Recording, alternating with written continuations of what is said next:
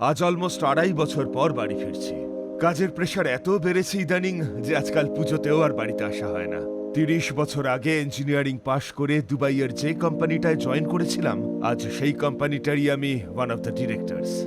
কিন্তু এবার মনস্থির করেই ফেলেছি, আমার মাতৃভূমি, আমার বর্ধমানে এসে সেটেল করব। সেই মতো দাদার পরামর্শে সাউথ উইন্ড এক্সোটিকার একটা ফ্ল্যাট অনলাইনে বুক করেছি। আমাদের বুক করা সেই ফ্ল্যাটটা আজ প্রথমবার নিজের চোখে দেখতে যাচ্ছি। রাস্তার দুপাশে সেই পুরনো গ্রাম বাংলার দৃশ্য, গাছপালা, সবুজ মাঠ, ছোট ছোট দোকান। মনে হচ্ছিল যেন অনেক বছর পর আমি নিজের শিকড়ে ফিরে এসেছি।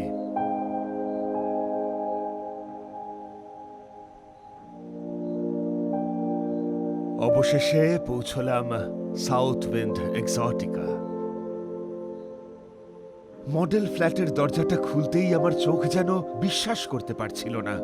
এত সুন্দর ডিজাইন, পরিপাটি করে বানানো প্রতিটা কর্নার।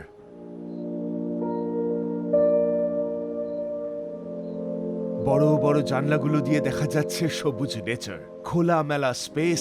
ঠিক এরকমটাই তো ছিল আমার ড্রিম ফ্ল্যাট। ঘরের প্রতিটি জায়গায় একটা মডার্ন টাচ। ড্রয়িং রুমে, বেডরুমগুলোয়, ইভেন বেডরুমগুলোর সাথে একটা করে ব্যালকনি। দেখে মনে হচ্ছিল যেন আমার কথা মাথায় রেখেই ডিজাইন করা হয়েছে। এখন আমার স্বীকার করতে লজ্জা নেই, যখন অনলাইনে ফ্ল্যাটটা বুক করেছিলাম মনের মধ্যে একটা ডাউট তো ছিলই।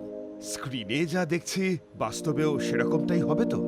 এত দূরে বসে বাড়ি কেনার মতো একটা ডিসিশন, আমার এই বিশ্বাসটা সত্যি সঠিক প্রমাণিত হবে কি? আমি আর আমার স্ত্রী এখন 100% নিশ্চিন্ত আমাদের সিদ্ধান্তটা ঠিকই ছিল। আজ মনে হচ্ছে এত বছরের পরিশ্রম আর স্বপ্নের শেষে আমরা ঠিক সেই জায়গাটাই পাবো যেটা আমরা চেয়েছিলাম। Thank you South Wind Exotica, আমাদের জীবনের নতুন এই ইনিংসটা শুরু করার জন্য এত সুন্দর, অসাধারণ একটা ঠিকানা গিফট করলেন বলে।